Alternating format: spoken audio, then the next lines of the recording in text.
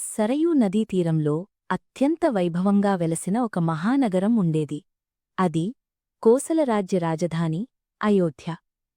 అయోధ్యలో ధనికులు, పండితులు, వీరయోధులు నివసించేవారు. ప్రజలందరూ ధర్మాన్ని పాటిస్తూ సుఖశాంతులతో జీవించేవారు. ఆ మహారాజ్యాన్ని పాలించినవాడు దశరథ మహారాజు. వీరత్వంలో అపారుడు, ధర్మంలో ఆదర్శుడు. దశరథుడు తన ప్రజలను పిల్లల్లా చూసుకునేవాడు. ప్రజల సుఖమే తన ఆనందంగా భావించేవాడు. ఆయన మాట తప్పని రాజు, ధర్మాన్ని ఎప్పుడూ విడిచిపెట్టని మహానుభావుడు. అందుకే అయోధ్య ప్రజలందరూ ఆయనను అపారంగా ప్రేమించేవారు. కాని అంతటి వైభవం మధ్య కూడా దశరథ మహారాజు హృదయంలో ఒక పెద్ద బాధ దాగి ఉంది. దశరథుడికి సంతానం లేదు.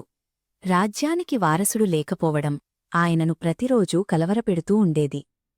అందుకే దశరథుడు తన రాజగురువులను, మహర్షులను సంప్రదించాడు. నాకు పుత్రసంతానం కలగడానికి మార్గమేమిటి అని వినయంగా అడిగాడు. అప్పుడు మహర్షులు పుత్రసంతానం కోసం అశ్వమేధ యాగం చెయ్యాలని సూచించారు. దశరథుడు కూడా వెంటనే ఆ నిర్ణయాన్ని అంగీకరించాడు. అలా అయోధ్యలో ఒక మహాయాగానికి సిద్ధత ప్రారంభమైంది. ఆ యాగమే ప్రపంచానికి శ్రీరాముని అందించబోతోంది.